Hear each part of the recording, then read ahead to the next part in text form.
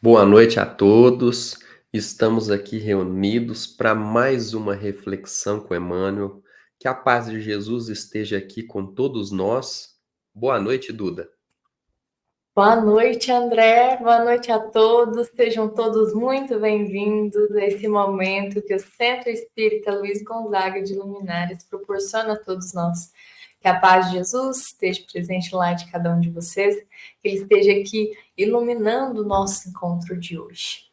O tema deste capítulo de número 183 se chama Hegemonia de Jesus. E Emmanuel escolhe, para embasar essa reflexão de hoje, uma conversa de Jesus com os judeus, onde Jesus está respondendo a pergunta que eles endereçaram a Jesus, que é assim: ainda não tens 50 anos e vistes Abraão? Então Jesus responde, que é a nosso tema da reflexão, né? Em verdade vos digo que antes que Abraão existisse, eu sou. Bom, André, o que Emmanuel vai falar para nós a respeito dessa fala aqui de Jesus? Bom, nós temos aqui um versículo, uma resposta de Jesus interessantíssima, né? Porque eles viam a idade de Jesus e Abraão já tinha desencarnado há muito tempo. Então, não seria possível que com a idade física que Jesus tinha no momento, ele teria conhecido Abraão.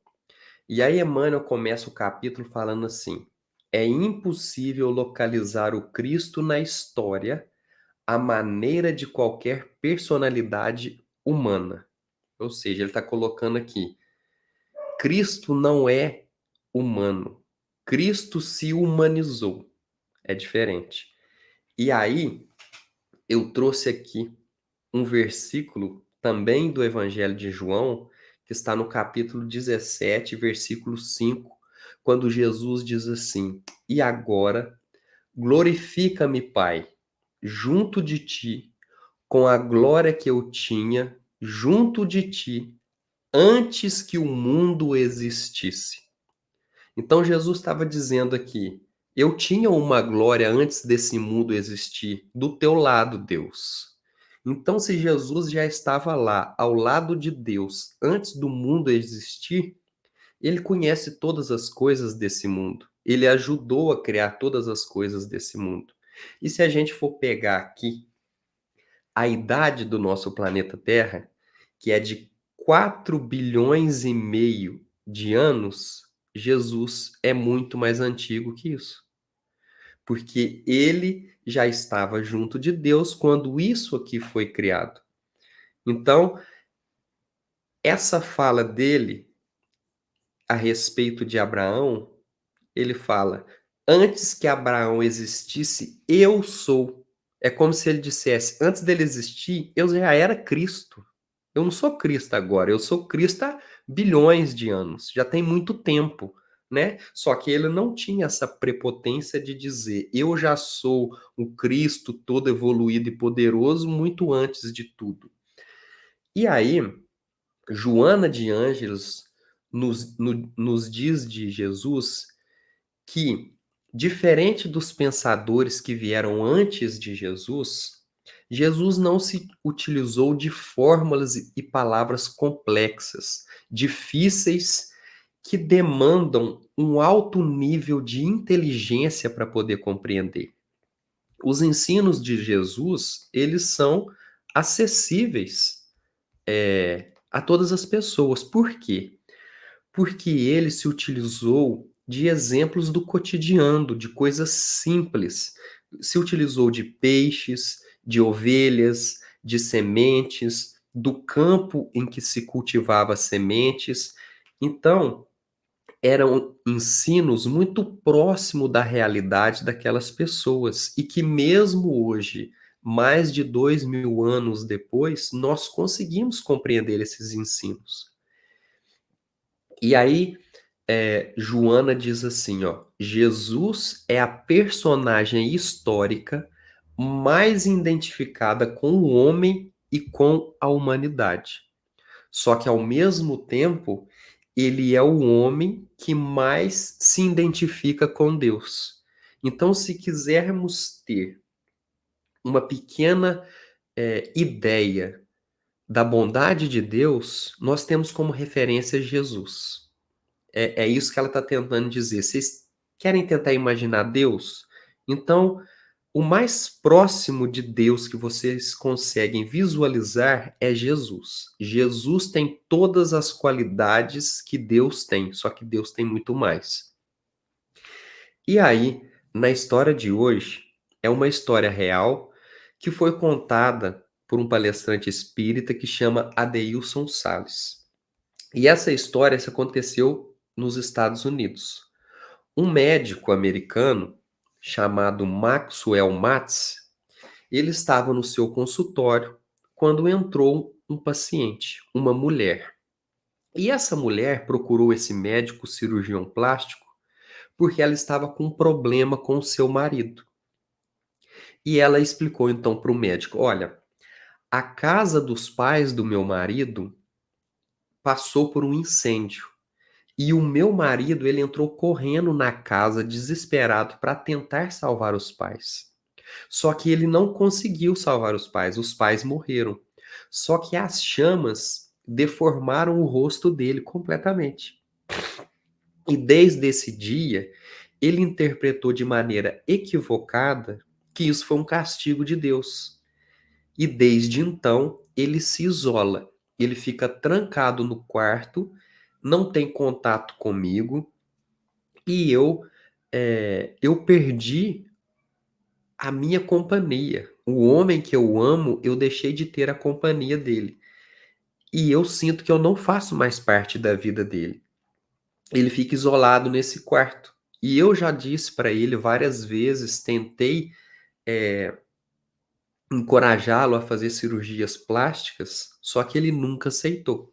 E aí o médico diz assim: olha, se você já procurou vários outros médicos e ele não aceitou, por que que eu vou conseguir que ele faça isso? Eu não posso fazer nada.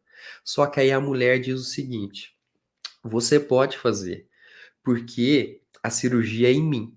Eu vou te pedir, eu quero que você desfigure o meu rosto para que eu possa voltar a fazer parte da vida do meu marido. Porque eu quero que ele sinta que eu tô perto dele, que eu amo muito ele e que ele é muito importante para mim. E aí um médico disse assim para ela: eu quero ir com você até na sua casa. Então eles chegam na casa e o médico, de frente para a porta do quarto que o marido se isolava, o médico diz: eu sou o Dr. Maxwell Matz e eu venho te propor uma cirurgia restauradora. Só que permaneceu um silêncio, ele não teve nenhuma resposta. E então ele disse assim: olha, a sua esposa foi até meu consultório, me procurou e me pediu para que eu desfigurasse o rosto dela, porque ela te ama tanto e quer fazer parte da sua vida novamente. Em pouco tempo, o homem saiu do quarto, abraçou a mulher e aceitou fazer a cirurgia. Ele então fez várias cirurgias. Ele não teve o seu rosto restaurado completamente, porque foi muito grave o que ele passou, mas ele teve a sua vida junto com a companheira restaurada, voltou a ser o que era. E aí, a conclusão que esse palestrante faz a respeito dessa história é o seguinte: ele fala assim: quando Jesus veio à Terra, ele se desfigurou por nós. Ele deixou de ser o Cristo que ele era, aquela aquele espírito tão superior, ele se desfigurou por nós para dizer para todos nós que nós somos importantes. E por que é que nós não acreditamos que somos importantes?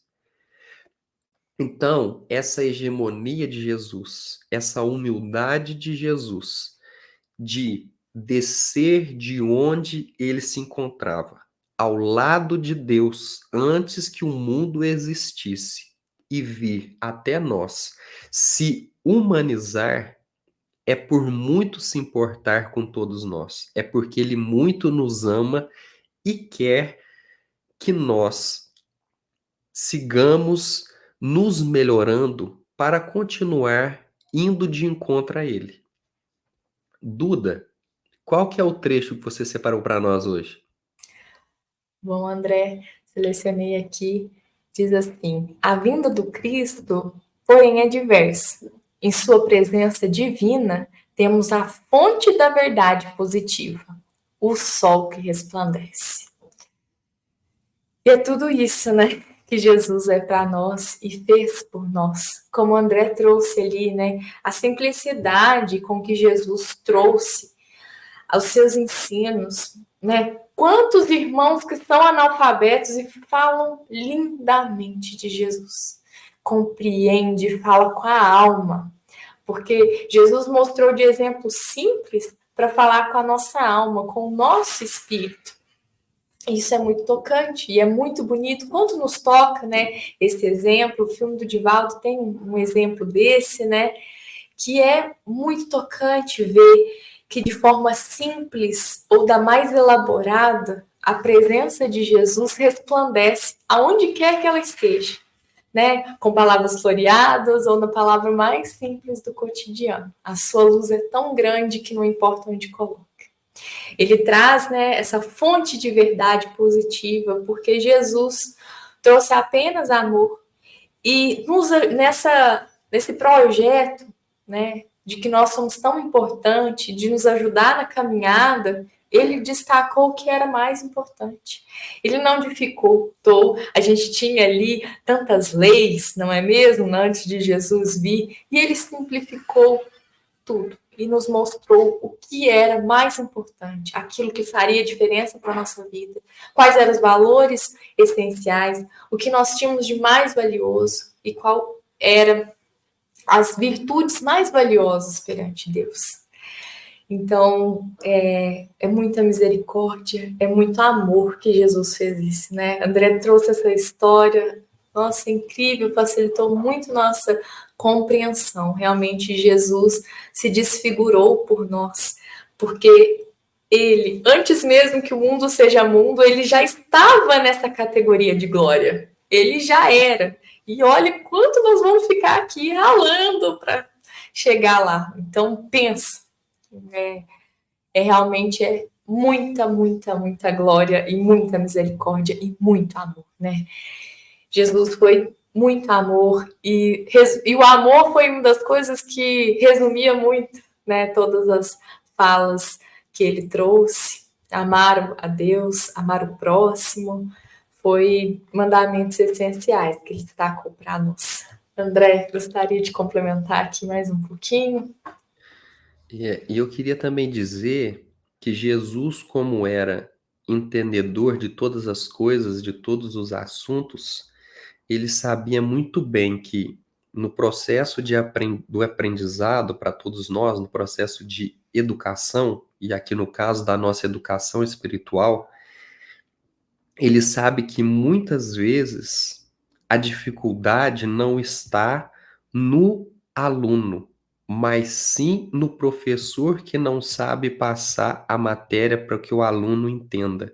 Por isso que ele se utilizou sempre desses exemplos mais simples do cotidiano. Por quê? Porque ele sabia que assim seria a maneira mais fácil, que a maioria das pessoas iriam compreender os seus ensinos. Então, a perfeição de Jesus está justamente nessa simplicidade, porque é como uma poesia, né? Para se fazer uma poesia, é necessário, saber escolher muito bem as palavras, porque uma poesia é feita de poucas palavras, mas palavras certeiras. E Jesus sabia disso, que ele não teria tanto tempo assim para deixar todos esses ensinos e que suas palavras, todas elas precisariam ter uma simplicidade, mas ao mesmo tempo uma profundidade muito grande, para que, depois de todo esse tempo, nós ainda lendo os seus ensinos, cada vez que a gente lê uma parábola e um ensinamento de Jesus, nós tiramos algo novo, algo diferente. Por quê? Porque toda vez que vamos ler o ensinamento de Jesus, nós não somos mais a mesma pessoa que leu aquele ensino antes. Nós já passamos por algumas dificuldades. Às vezes, antes, quando lemos, éramos jovens, éramos solteiros, agora já somos casados, somos pais, temos filhos. Então, a nossa visão, a nossa interpretação daquelas palavras tem outro peso, tem outro viés, tem outro olhar. Então, isso é muito rico, porque pega todas as classes sociais, todas as faixas etárias. Então, o ensinamento de Jesus, ele é global, acontece para todos. Dessa forma também, né, André, deixou as palavras de Jesus muito vivas, porque é extremamente atual. Claramente, Jesus poderia estar aqui 2000 anos depois, falando as mesmas palavras, nada mudaria, porque tudo que era de lá, tudo a gente se encaixa no mundo de hoje, parece que foi escrito ontem, é escrito no nosso tempo atual. É tudo muito atual, é tudo muito aplicável, né? E nos ajuda a realmente compreender, a processar e a cada vez mais adquirir um pouco mais de profundidade para essa compreensão e essa interpretação, né, dessas belas palavras, né, que são palavras que tocam a nossa alma, e cada momento nossa alma está em uma nova fase, né, como o André trouxe aqui. Realmente é muito inspirador a história de Jesus e é a nossa salvação para seguir o caminho, porque o que seria de nós se Jesus não tivesse simplificado tanto? Porque apesar de tanto ensino, nós estamos aqui ainda caminhando em passos pequenos, uma formiguinha aqui a cada dia trabalhando um pouco mais para aprimorar. E ele deixou tudo de uma forma simples, mas mesmo assim ainda exige um grande esforço da nossa parte, não é mesmo? Então, podemos encerrar, André? Podemos. Então, podemos encerrar aqui. Espero que todos vocês tenham compreendido aqui a nossa reflexão, as palavras de Emmanuel, que essas palavras também toquem o coração de cada um de vocês, assim como nos tocou esta noite. Falar de Jesus é sempre difícil, né? Porque do tamanho da nossa pequenez, falar de um espírito tão grandioso, falar, né, dessa importância e valiosidade que nós temos para Cristo e que Cristo tem, né, representado na nossa vida, é muito bonito. Só lembrar aqui, Duda, eu lembrei de uma fala do professor Severino Celestino que ele diz assim: a Bíblia não contém erros. Se existem erros na Bíblia, foram erros de traduções. Foram erros de seres humanos que traduziram de maneira equivocada ou tendenciosas. Então, que a gente tenha isso em mente. Os ensinos de Jesus, as palavras de Deus, são sempre contra o ódio, contra a exclusão. São palavras de amor, de acolhimento, de consolo e de amparo. Exatamente. Belo complemento, né? É amor. Tudo que, como fala, né, se reconhece o cristão pelas obras, o Evangelho fala isso para nós, e é exatamente isso, pelas obras de Jesus, pelas palavras de Jesus, nós vemos aquilo que faz sentido. Igual o André falou, tudo que diferir disso, de amor, compreensão, misericórdia, não condiz com tudo que Jesus trouxe aqui para nós, tudo que ele viveu aqui, da forma que viveu, né, que foi o essencial, porque ele não só falou, mas ele viveu e foi o exemplo a cada dia. E isso é o que mais nos motiva e nos engaja, porque o exemplo, ele vale mais do que 1000 palavras. Então, nós encerramos aqui a nossa reflexão dessa noite. Semana que vem, o Mânio vai falar o capítulo 134, se chama Basta Pouco. ainda do Evangelho de João, capítulo 14, agora, versículo 22. Disse-lhes Judas: Senhor, de onde vem? Que te hás de manifestar a nós, e não ao mundo? Vamos ver o que Emmanuel vai falar a respeito dessa pergunta que Judas faz aqui. Eu espero vocês para juntos refletirmos ela e desejo a vocês uma semana de muito amor, que a gente tome aqui a consciência de como somos filhos amados e queridos e entender a grandiosidade de Cristo na nossa vida e o grande poder que Ele tem, a necessidade que nós temos de estar com Ele e de amá-lo assim como Ele nos amou. Que a semana de vocês seja abençoada e essa foi uma mensagem do Centro Espírita Luiz Gonzaga de Luminares. Uma ótima semana para todos e que assim seja.